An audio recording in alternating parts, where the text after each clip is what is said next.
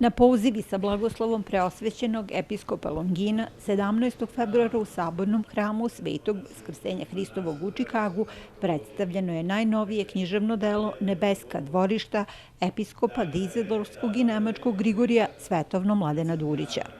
Ovoj promociji prisustvovao je arhijepiskop Petar Čikaški, srednjeamerički iz Ruske zagranične crkve, a odlomke iz knjige čitao je protođakon dr. Jovan Aničić. O samoj knjizi govorili su starešina Sabornog hrama, protojerej dr. Darko Spasojević i sam autor. Ja sam ovu knjigu napisao nakon 30 godina. Dakle, opisao sam događaje koji su se zbili prije 30 godina. Pisao sam otprilike 2-3 godine, 2,5 godina da je bilo malo sređivanje. I ona opisuje događaje koji su se zbili u maju 1992. godine. Knjiga je izašla 30 godina nakon toga. I ono što je bilo zanimljivo, ja sam imao utisak da te događaje pamtim bolje nego ono što se desilo prije nekoliko dana. I zato ispod naslova ovih nebeskih dvorišta, koji je nekako ispod srećan, stoji jedan podnaslov koji glasi žive slike. Knjiga Nebeska dvorišta je još jedno u plodnom nizu književnih dela koje je do sada napisao vladika Grigorije, među kojima su zbirka beseda i razgovora Dolazi čas i već je nastao, novele Lazar i priča o starom kraju, zbirka kolumni Radost života, zbirka priča Preko praga, autobiografija Gledajmo se u oči i druga dela. Književno delo Nebeska dvorišta je izašlo iz štampe krajem 2022. godine i prevedeno je na engleski i nemački jezik. Ova knjiga je napisana lepim i bogatim jezikom naracije priče, protkana je autobiografskim istorijskim činjenicama i u punom smislu tih reči glorifikuje život. Pa ja sam duboko uvjeren da nikad ništa neće zamijeniti knjigu. Knjiga je nešto tako moćno i knjiga je tako važna nekako. Ja svaku knjigu doživljavam kao melem.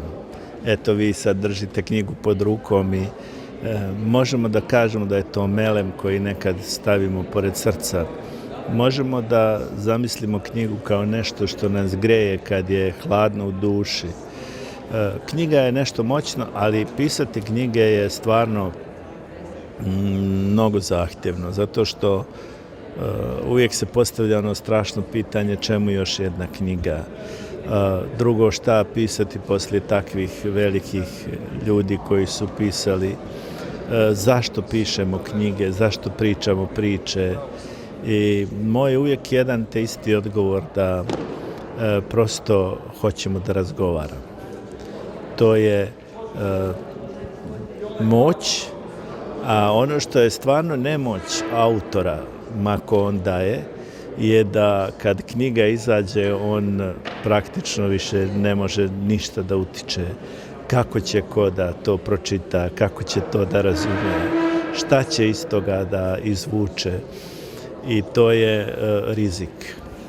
Kao što je sve u životu na neki način rizik.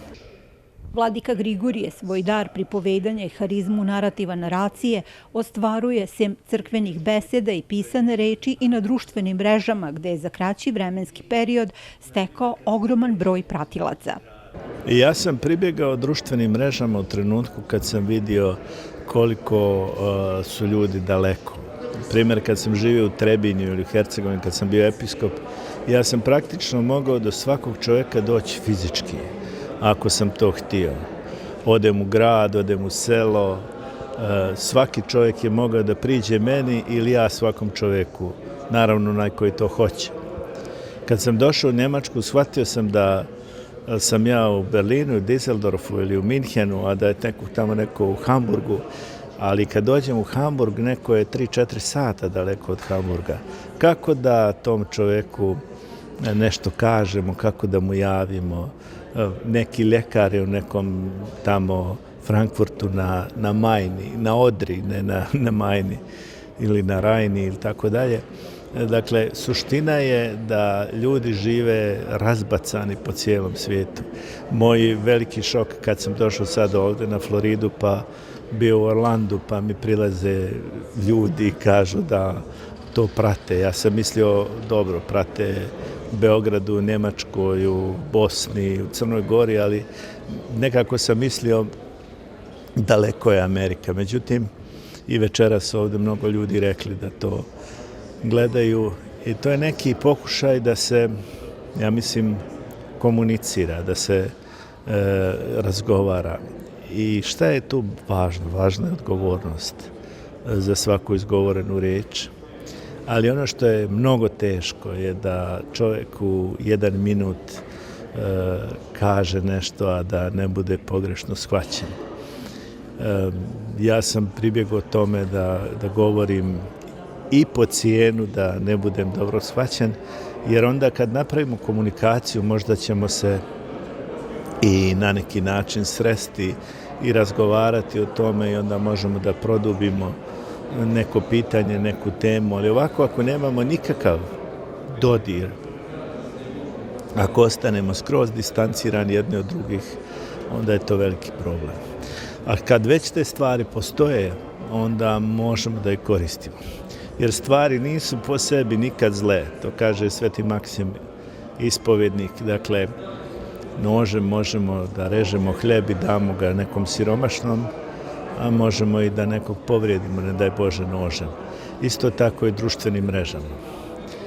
I sa svim stvarima je tako. Stvari same po sebi nisu zle, nego je stvar u tome kako mi upotrebljavamo stvari.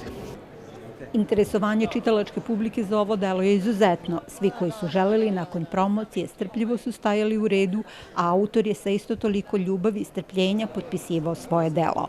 Knjiga Nebeska dvorišta predstavljena je u Sabornom hramu Svetog Vaskrsenja Hristovog u Čikagu, a bit će još i u nekoliko severnoameričkih parohija od Floride do Kalifornije.